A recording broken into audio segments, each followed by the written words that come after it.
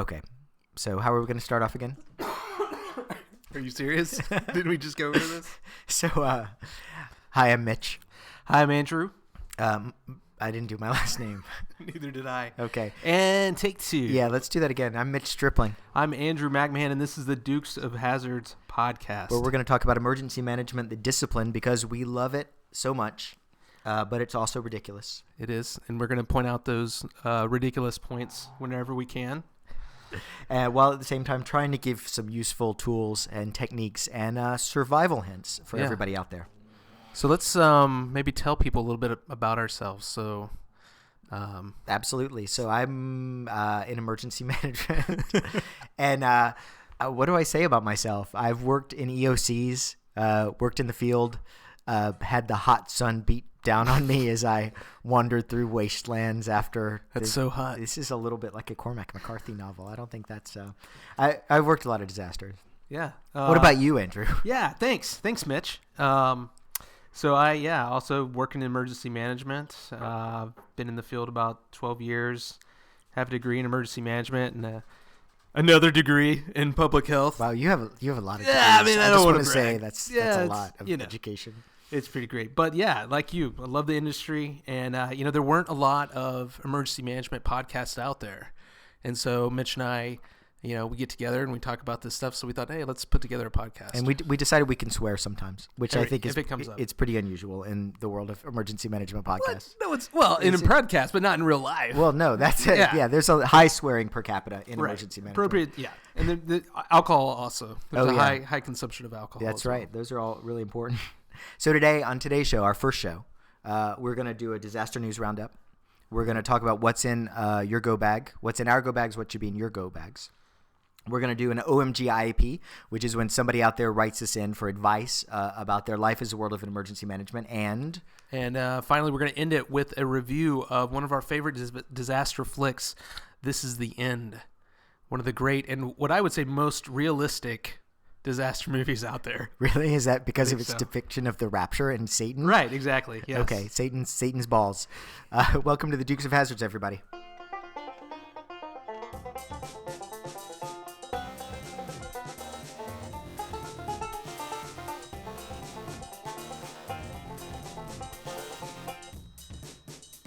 All right, so here we go with a disaster news roundup. You want to take it first? Yeah. So, looking at everything that's out there, one of the articles that caught my eye this week was from the website TheVerge.com. And what it is a map of preventable disease outbreaks that really show the influence of the anti-vaccination movement. So, kind of public health, but also emergency management. And it's this great map if you get a chance to go into the website. And it shows this huge blow up of these preventable diseases that are occurring now in Western Europe, almost at the same rate as they're occurring in Southern Africa, and also throughout the United States. And it's what the authors attribute it to is, anti-vaccination, kind of the resurgence of the anti-vaccination in the States. What was crazy to me about that is there are like 7,000 cases of whooping cough in Wisconsin. Right. Like out of nowhere. Like that's like 200 years ago in Wisconsin. I guess there weren't any people 200 years ago in Wisconsin, but like that is a phenomenal amount. That is more than sort of most of North Africa that they've got concentrated, and it's because of that. Exactly. Right, and like the implication for emergency managers, on top of all the other, disasters we have to deal with on an ongoing basis, now we're having to go back and deal with whooping cough and smallpox. Did you ever learn that song about whooping cough when you were a kid? No. I was born in 1977, so I don't. Oh, you're right. No, it's a much older song. It's from the 1870s. I don't remember it either. So this anecdote is not going to go very far. Good. Yeah, good All story. All right, so here's story, bro. This is what I read that was really terrifying to me is that there's a new report about the FDA allowing high-risk antibiotics on farm animals. So this is people are raising hogs and they're giving them prophylactic antibiotics to keep them safe in this, they're raising like hogs that are just squashed in next to each other in these huge industrial feed bins. Feedlots, and they all die off unless they have antibiotics every day of their life to keep all the diseases away. And when I got into emergency management, this was actually the first thing that kept me up at night, because in my world, penicillin is like this magic wonder drug that came along and like created all of modern society and erased all of these crazy diseases that we hear about. And this is essentially us trying to make penicillin stop working by giving like the bacteria like this breeding ground to lay waste to all of civilization. Oh my gosh, yeah. So I'm worried about that. That is, yeah, that is really scary. So next article I pulled up is big in the news this week, and actually last week, was Chris Christie's in trouble for possible misuse of Sandy funds. So, the article I looked at was on just CNN, but talks about the mayor of Hoboken threatening him or saying that he threatened retaliation, withholding Sandy recovery funds if he didn't get, certain votes from the mayor of Hoboken. So, I mean, the question that just comes to my mind is how often do you think this happens? I feel like federal funding is pretty regulated. It's pretty, there's audits of it, but as an emergency manager, I know there have been audits, but I can't remember seeing the results of an audit ever come down. Yeah, how common do you think this sort of thing is? I think they audit it all the time. The worry I have, because the thing we saw also is this thing about him and his family were in the ads, like for the tourist ads that came out, and should they not be there? Was that the right contract? And my fear is that after disaster, you get like two stories like this, right? And everybody jumps on these stories and they say, here's all this fraud that's happening in the system. And the system is like so regulated. These things go through so many levels of approval that I'm actually worried about like the opposite thing, which is that like the federal government looks at this and they say, oh crap, we can't let this happen again. And they add like 4 more layers of approval before you get the money. And it takes like a decade before you see any recovery money. Right. So like my biggest worry is actually that this, whether it's true or not, that it slows down the system in future disasters and prevents people from getting the funding at the end of the day. Yeah, you can bet that the federal government's going to tighten up the uses of recovery funds, because you're right, it was probably approved somewhere up the chain. Oh yeah, this is fine, totally fine, good idea. And now suddenly that's going to go away. Oh my God. Okay, so I wanted to just talk for a second about the New Madrid fault. So 1811, 1812, you guys may or may not remember those years right before the War of 1812.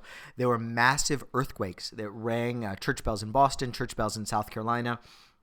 And there was a study that came out in Science about the fault that caused these, which is like right at the border of Indiana, Missouri, all these kind of if you look at the National Geographic Society's sort of maps, there's this bullseye in the middle of the country where high earthquake activity is. It's called the New Madrid Fault. And the study basically says, sorry guys, you thought that fault like used itself up in 1811, but it's actually building up strength all of this time.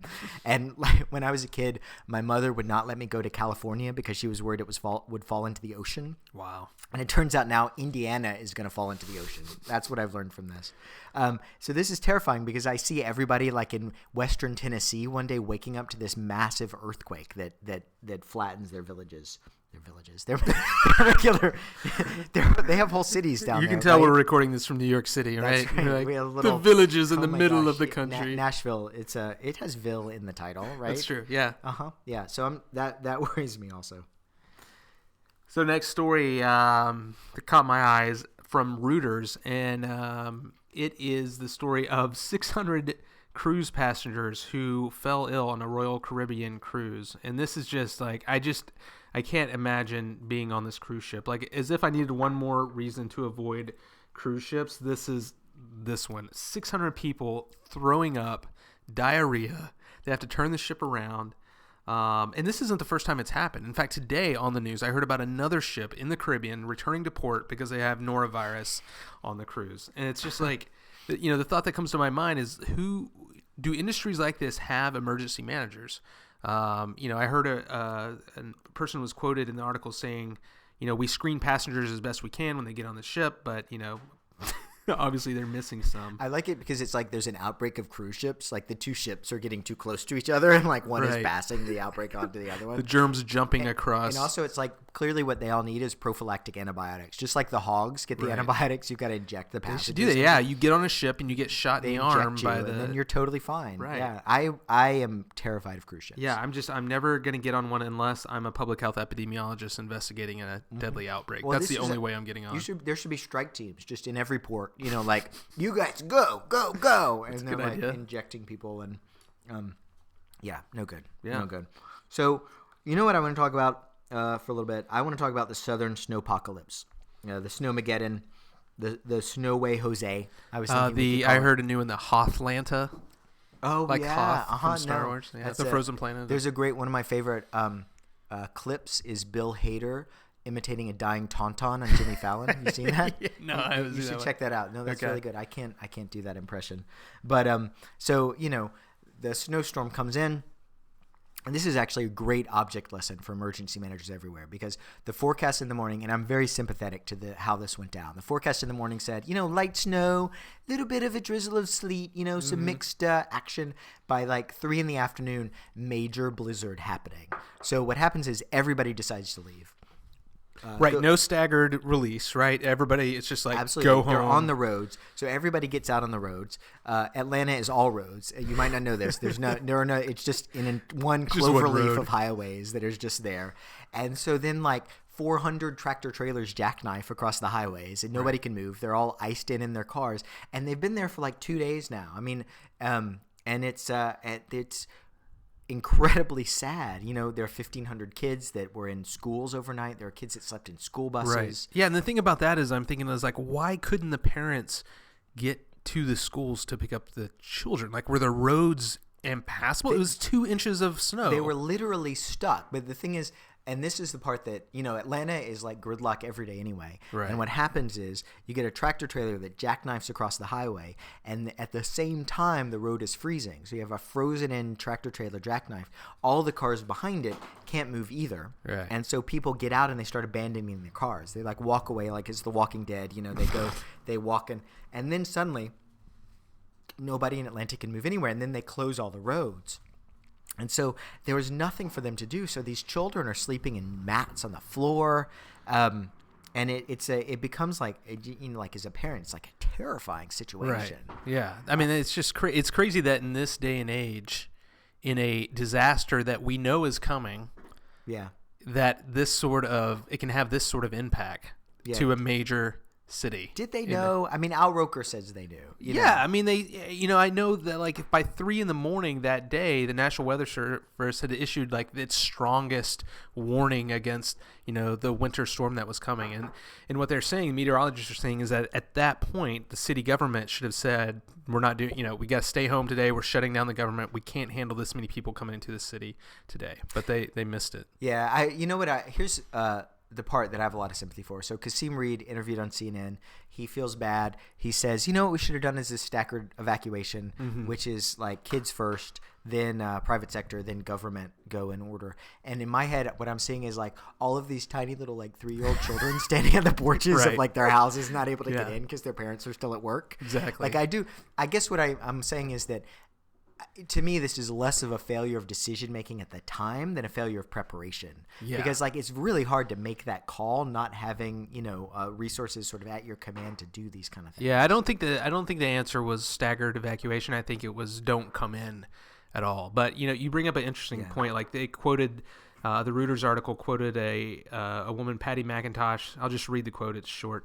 49-year-old mediator in Atlanta said she wondered whether taxpayers wanted to foot the bill for costly preventative measures and equipment in an area rarely hit by bad weather.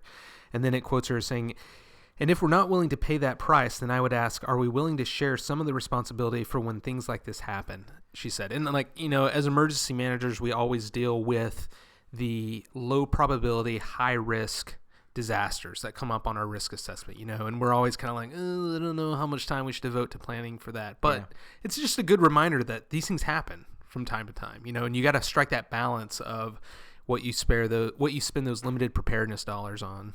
The other thing I was thinking is about climate change, which I know is like touchy subject. Which is a myth, a total myth. It is a myth, just like Zeus and Athena. Just like, motor cars and electricity. Climate change is a myth. But people always think, climate change means that the world is getting hotter, right? But really, especially in terms of the southeastern United States, climate change means that the weather is getting more unpredictable. Mm-hmm. And sort of harder to control because there are all of these strange currents and things happening. So I think everybody should sort of take stock of how this stuff is going to go down in the future, because I think more strange events are going to be happening all over. We'll get to this is the end in a little while, but that may be the best realistic example of what can happen in a disaster. Yeah, totally agree. And I think that's it for the news roundup. All right. I just want to point out that I'm eating cheese straws right now, which are the perfect food because they have all the flavor of cheese and they have the texture of a straw, and that makes them really just like the perfect thing to eat during a podcast. Yeah, they are good and perfect. It's a good disaster food too. Good EOC food. Yeah, it keeps up forever and there's protein. Next thing you know, middle of a response, midnight, you've pounded, a 2-pound bag of cheese fries. Yeah, I've totally done that. They're I good. really have. Yeah, really good. Poutine.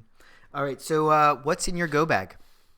So we're going to talk about the stuff you need as an emergency manager, and I think we'll talk about all kinds of stuff you want, but we're going to just start off with the basics here. So you want to walk us through? Yeah, so most of this list I am taking actually from a amazing website you should check out called thesweethome.com. thesweethome.com. And they have this really amazing review titled Helpful Gear for Any Emergency. And they went through a lot of time, a lot of different tools and devices to pick out the best items from a lot of things. So they have, like, for example, the best headlight, the best batteries, best rechargeable batteries, best 100-hour candle, best stove, best water. Wait, hold on. Best water? How do they know what the best water is? It turns out it's New York City water is the best water. Yeah, no, sorry. That's Best 2-gallon jugs to hold water. Oh, okay. Best jug. Right. So best collapsible water jug. I mean, it's a lot of really cool stuff on there. So there's a lot of gear. Check that out. But I think what we're going to do is just talk about something in our go bag, right, that we have and we think is maybe unique. So, I mean, one of the things I have in mind is cash. I have buckets and buckets of cash. No, that's important. That no, bucket, wow. It's not. You're like Scrooge McDuck. You're swimming around in your gold coins. And my address is it's a little bit of cash, but what I do, because as an emergency manager, you automatically know I'm not rich, right? We don't make big salaries, but every time I get cash out of the ATM, I'll get maybe an extra 20 and put it in my go bag, because I think that's one thing you probably you have a tendency to forget about is the need for cash. ATMs may not work, may be difficult, or maybe long lines. Mm-hmm. And so it's good to have a little bit of cash on hand. Can I just ask, how long have you been an emergency manager? Since about 12 years. Okay, so 12 years, every time you've gone to the ATM. Right, yeah. No. That's like 20 times a year, 12 years. Right, okay, so that's like what? I've got $300,000 in cash in my house. Right, so I'm going to rob you. That's my next objective. It's not that much. So me, I don't do that. I have no cash. Actually, during Hurricane, I think I can tell this story anyway. This is pretty personal. During Hurricane Sandy, my wife called me when I was deployed, and she was like, wow, this is like a major disaster. And I was like, I know, I'm at the EOC, I've got stuff to do. And she was like, where's our go kit? And I was like, so she was like, really? You don't have, and there were things lacking, let's just say. Yeah. But the thing I always have in my go kit is I have to have reading material of some kind. And in particular, I like to have like a comic book or 2 comic books, which I know is ridiculous. But there's this certain level of crazedness that sets in at like 4 a.m. where, my brain just can't handle the world anymore. And the only thing that gets me through that level of stress is a comic book of some kind. No, I think that's good. I think, I think emergency managers are a little bit like doctors are the worst patients. They never take care of themselves. They never think they're sick. And emergency managers, it'd be interesting to do a survey of how many emergency managers actually have a go bag at home, because I don't think very many of them do. I mean, I was the same way. It was years before I was like, oh, maybe I should get a go bag. But now I actually have, I don't know if you do this, I have two. We have a go bag if we have to shelter in place, and then another go bag if we have to get up and get out of the city. Oh, you have a stay bag. A stay bag. We're actually working at stay bags and go bags. Is that a new term? You heard it here first on the Dukes of Hazzard. It's a hashtag. Hashtag stay bag. Hashtag go bag. Let's start it up. Let's see if it trends. Let's do that. What I learned from that conversation is I need some more go bags. I need to get on that as quickly as I can. Right.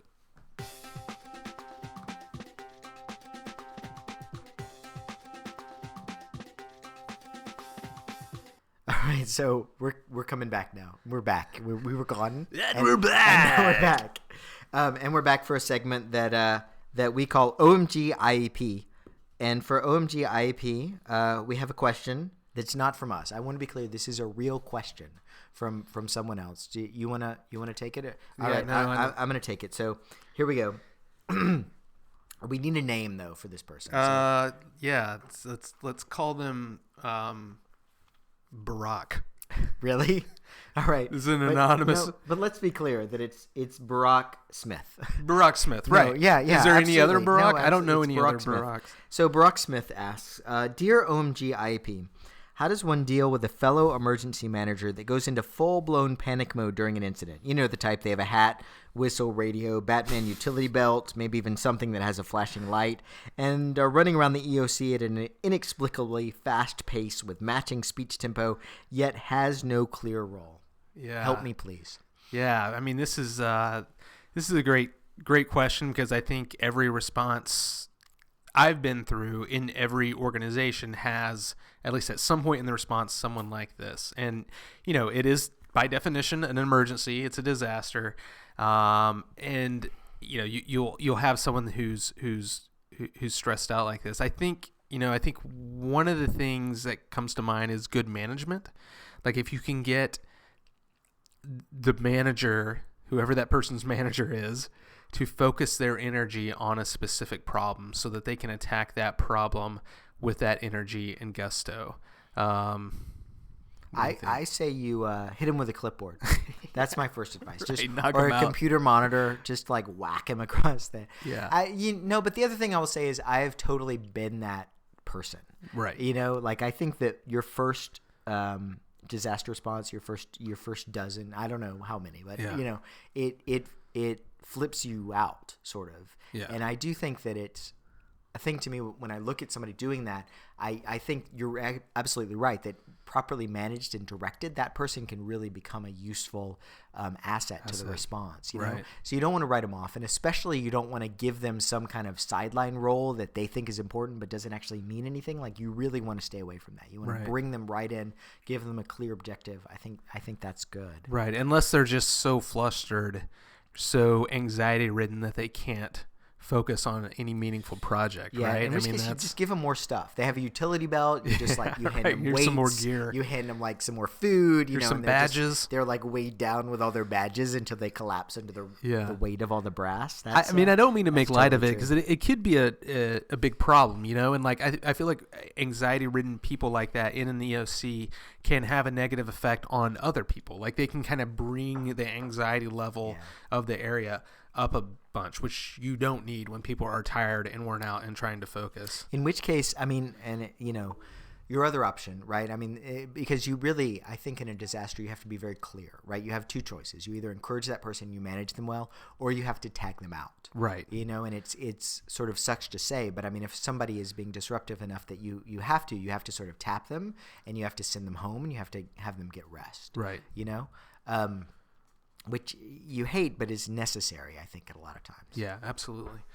So good question. Good question from our friend Barack Smith. Barack Smith. He's really going places, yeah. I think, in the future. No, lot that he can really do.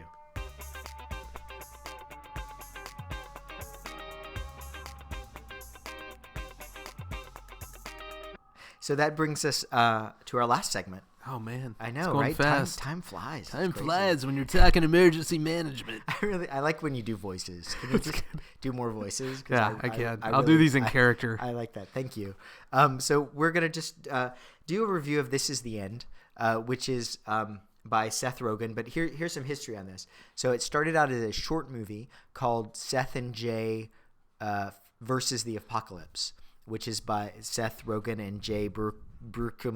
I don't know how to say his last name actually. He was the voice in How to Train Your Dragon. He's been in a lot of like indie movies and stuff. Is it Seth Rogen's writing partner? Is that who? He isn't. Or just- no, oh, he's okay, just so like it's just he's a friends. friend of his from Canada. They're like Canadian buddies. Oh, how sweet. I know it is. Was that wait? That That was like my Canadian I don't think that character. was. I think that was like a leprechaun. Nope. Okay, Canadian. no, totally fair. But then Seth Rogen and Evan Goldberg wrote this movie. Evan Goldberg, that's his writing partner. That's right. Yes. And they wrote it, and the deal with the movie was that everybody in the movie was a version of themselves. They played themselves, but they played like a large scale version of themselves. So like Michael Cera was Right. like snorting cocaine and Right. like was A total was asshole to banging the- Rihanna. Yeah, I think right. Also, Yeah, he slapped her rear. and he was like impaled then by a light pole Yes, during it. right. Yeah, but that's the movie. So we've got a couple clips here. So I'm going to start us off with clip number 1.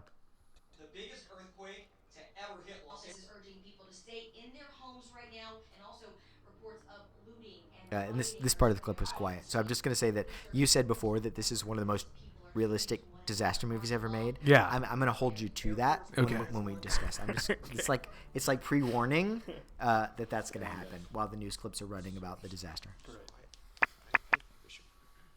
We should probably go back to your place, eh? What are you talking about, man? No way. I'm not leaving here. I don't want to die at James Franco's house. We need to stay here until they start rescuing people, okay? A huge earthquake happens. Who do they rescue first? Actors. Famous people.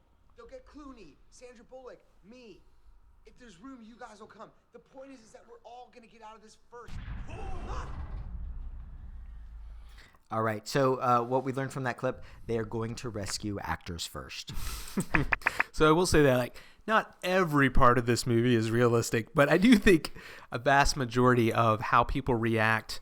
I think the fact that the world is literally on fire in the movie, and there's this huge swath of people who don't realize what's going on. I mean that's happened to friends, who friends of mine who big disasters in the world have happened, and they were stuck inside playing video games all day and come out at night and like suddenly realize that there's been this major disaster. I know I've done that. I've totally I've been there. Right. Call of Duty, man, Right. it rocks. What happened? The part I wanna call on is actors getting rescued first, because I do think that there's always this perception that the squeaky wheel gets the what is it? The oil, Yeah, the right? squeaky wheel gets the oil. Is Yes. that what it gets? That Okay. old proverb. And so the oil It's in the Bible, I being think. a rescue. Yeah, the Bible has a lot of squeaky Mhm, it wheels. does. There's It's a in lot of there. oil. There's a lot of car mechanic stuff. Right, it's in the Bible. back part. No, that's important. And I think that that's something that emergency management really has to overcome, is this sense that the privileged people always get sort of the best treatment. Yeah. And clearly, like, Jonah Hill in this movie has a big sense that he's entitled to like helicopter rescue at the first instance. So, I mean, that's a problem. Right. Yeah. I think you're right. I mean, I think that is something that emergency management agencies have to overcome. But I think the reason that comes across is because, the data shows that it is the poor and the underdeveloped that are disproportionately affected by disasters and emergencies. I mean, it's, if you have the means, if you have the wealth, if you have the connections, quite frankly, a lot of times you're aware that stuff like this is coming. You have the means to get out. You have the means to have the resilience to survive it. And so, unfortunately, it is a lot of times the poor and the downtrodden that get beat down even more by these. So let's get real for a moment. We're gonna get real. I mean, do you think that? Well, here's one of my things, right? Mm-hmm. My thing is that emergency management is different than charity, for example. It's different than aid that you give someone, because emergency management is part of the social contract, right? When you exist in this, you pay taxes. Like part of the government's responsibility is to bail you out of emergencies. Yeah. I don't know if I'd agree with that. Oh, that's good. I don't know if it's the responsibility of government to bail citizens out of emergencies. Maybe it's a dual responsibility. We as the citizen, Joe Citizen, Andrew Citizen, Barack Citizen. No, my name is Andrew. Have the responsibility to take care of ourselves, to take care of our family, to be prepared. But there is a responsibility there by government too. So maybe I'd say it's more of a joint responsibility. So I guess my question is, if it's a joint responsibility, if the people who are most vulnerable are most apt to be hit by disasters, right? Right. Does the government have a responsibility to spend sort of more of its resources towards them? You know what I mean? Like a more equal share of resources towards the people that are more apt to be hurt, even though they're not sort of like an equal share of the population. Yeah. Yeah, it's a good question. I mean, I would say a role of government is to ensure justice for all, and I think this kind of gets into that. Like, like government needs to make sure that it is just in the benefits that it doles out. Like, you don't want roads just in the rich areas. You want roads, in the high income and low income areas. So, I mean, I think this kind of falls true also with emergency management. That's good. I kind of want to say the Pledge of Allegiance now. America. Know what I'm saying, man? I hid in a drain pipe for days, like 3 or 4, I don't even know how many. And then I stopped hearing people, and I started hearing growling noises. Out there in your travels, did you see anything that you would describe as apocalyptic? I mean, no, but I would say it's completely obvious what's going on here.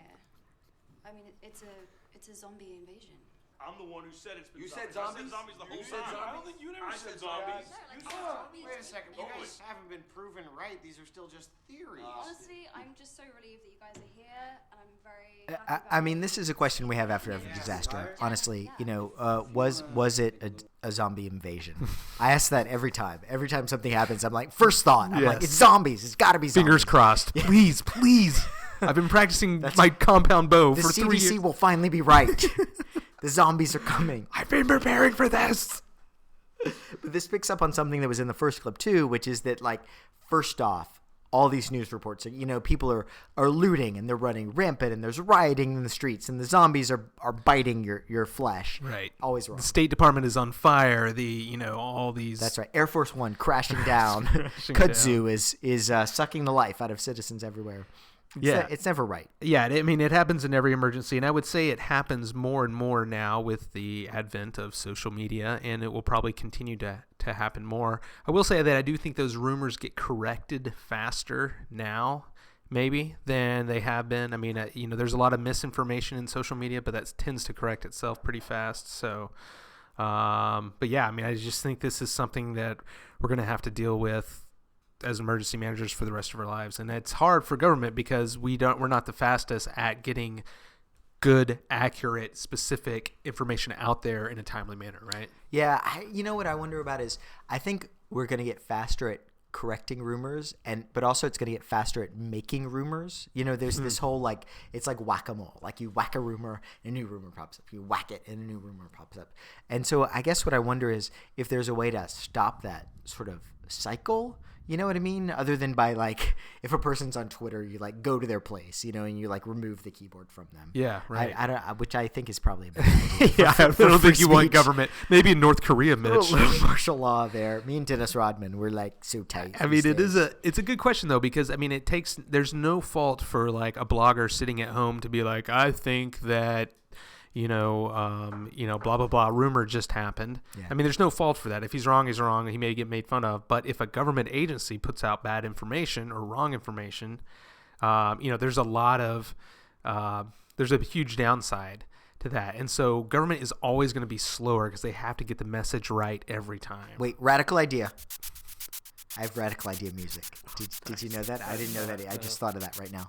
Okay, here's my radical idea. My radical idea is that so what happens in most EOCs is that they're like ham radio operators in the EOC for when all of their communications break down. They're like these 3 ham radio guys who are going to talk to Christian Bale in the Terminator bunker that he's in, right? And I think that maybe we should do that with social media. That we should have like ham radio, social media. Like when we see someone who's out there spreading rumors on social media, what we should do is like pick him up, right? But we're not gonna like lock. This is sounding more and more like North Korea. It really is kind of bad. But we're gonna drive him to the EOC. We gag them. No, we're not. We're gonna empower him, right? Oh, okay. We're gonna empower him in the EOC to like tweet for the people. He's gonna be like a people tweeter and spread the gospel to the people, out through there. Yeah. No, I mean, yeah. Who knows? Maybe that could work. I just feel like there is, especially in the early hours of emergency, there's an infinite amount of problems that are springing up, and limited amount of resources to handle those problems. Yeah. And so it's like, will a government agency prioritize that over something else? No, it makes sense. You have to think, is Twitter really your biggest problem right in those times? But public information definitely is a huge problem. So, yeah. Oh, the tweeters. The tweeters. We got 12 bottles of water, 56 beers, 2 vodkas, 4 whiskey, 6 bottles of wine, tequila, Nutella, cheese, steaks, a Milky Way, half-ounce sour diesel, 3.5 grams Grandmaster Kush, 1 ounce of shrooms, 15 pills of ecstasy, a porno mag, a baseball bat, and the video camera from the movie 27 Hours. 127 hours. 127 hours, and a functioning revolver from the movie Flyboys. Old Faithful. So go kits and guns. At the end of the day, it all comes down to go kits and guns. Yeah, I mean, this is a great clip. I feel like it's actually a pretty good go bag, really? Right? Especially all the drugs. Really, you need that many right. kinds I mean, you need of something weed to get you smoke. through the day. Yeah. Here's the thing, I guess I would say is, first of all, I love that there's Nutella. Okay, let's just say the data shows that Nutella is one of the best things. If you have a blend of Nutella and peanut butter, you're going to survive anything just based on that alone. Whatever else you have, however much ecstasy you've got, if you've got Nutella and peanut butter, you're going to be fine. It is interesting how these guys put this together. Like, I wonder, they're probably more prepared for emergency than like 90% of the country, because like making this movie, they probably really thought through, all right, if I'm in this disaster situation, what would I likely have? Like, what am I going to need? Mostly tequila and vodka. Right. Like, they've gone through the exercise that all of us should go through, really thinking through, what would happen if X hazard happened. No, that's catastrophic true. emergency happened. I think FEMA, actually, we should lobby them to add Grandmaster Kush to their list of approved Go Kit items. That's probably really, Colorado is going to be doing that, I think, in the future. I mean, I think they should hire Seth Rogen and Jonah Hill to do FEMA spots. I think, there's been this trend of like very graphic, very sad PSAs coming from public health and emergency management. I feel like the next area to go into is like comedy. If you can hire the best comedians in the world to figure out how to make disaster preparedness funny and interesting, I think that'd be. I mean, I really feel like this movie does more for emergency preparedness than a lot of the PSAs out there for it. One of the things I loved about this movie, I love this. There's this clip. I don't know why it happens, but there's this point in the movie when James Franco puts this gun, Old Faithful, to Seth Rogen's head, right? And he's like gonna shoot him, and Seth Rogen's like, "It's a disaster, man! It's a disaster. We've all got to stick together," which is like exactly right. For some reason, like through this method of everybody stick together. We're in this house. We're gonna be okay. We've got to like do practical stuff. Is like really important, right? You know? And I wonder if they spent time in the EOC, because I feel like there's a reason why guns typically aren't allowed in EOCs. It's because stuff like this would happen. Like we all say, we gotta stick together. We're gonna get through this emergency. But if someone had a gun, someone's gonna be shot in the middle of the emergency. If you hear a weird squeaking noise, it's Mitch's dog attacking a Tupperware below the microphones. That's right. Tonks, the guest star on the podcast, which I think is important, because one thing about this podcast is that or the movie is that dogs not in This Is the End, but there are a lot of scenes where people are falling into a big pit in the earth, and other people are kicking them in there. Right. Yeah.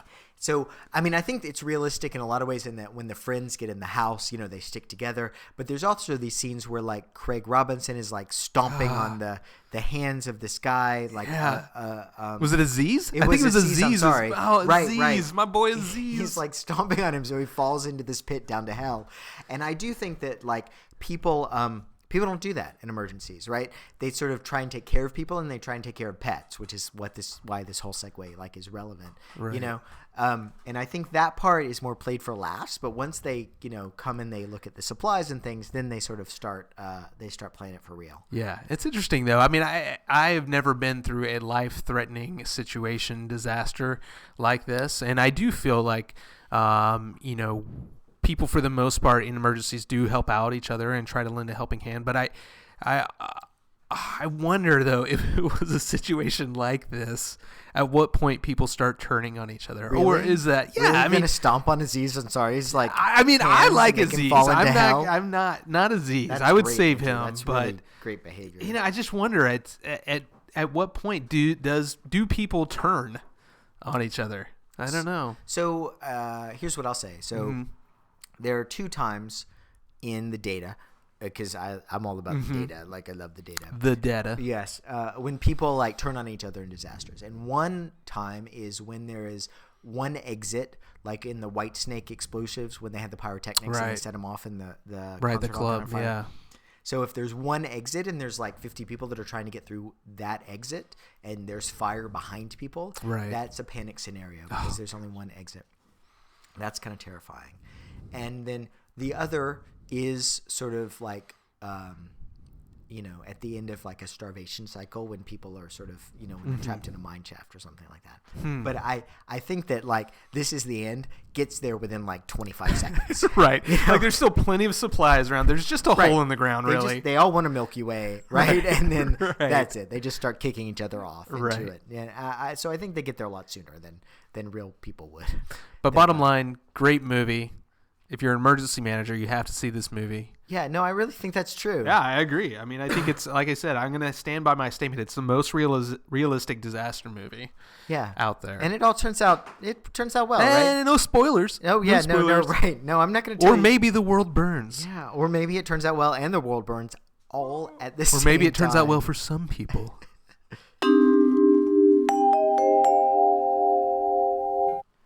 All right, so that's all the time we have. That's it's 45 minutes have gone by, just like that. That's amazing. It is pretty wild, right? We can Listeners BS are about like, this stuff. thank God it's over. Oh my God, I've been So listening to lame. this. It's been an emergency just listening to this podcast on emergencies. What a disaster. But I had a good time. Yeah. So, how do people, if they want to write in questions, if okay, they want to. We're going to say it's Dukes of Hazzards podcast @gmail.com. So that's 1 Z, right? And then 1 S. So Dukes of Hazzards. The S is in Dukes, and the Hazards also plural. So is in Z. The Z. I'm going to spell this. Oh It's my gosh. DUKESOFHAZARDS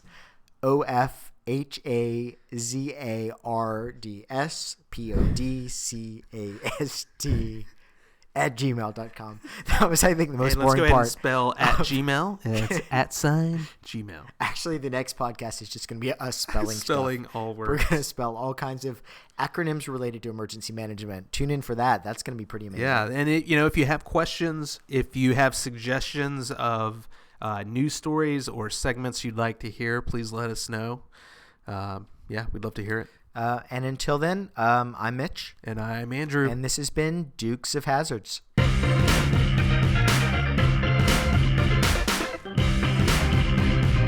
have to type for 20 seconds.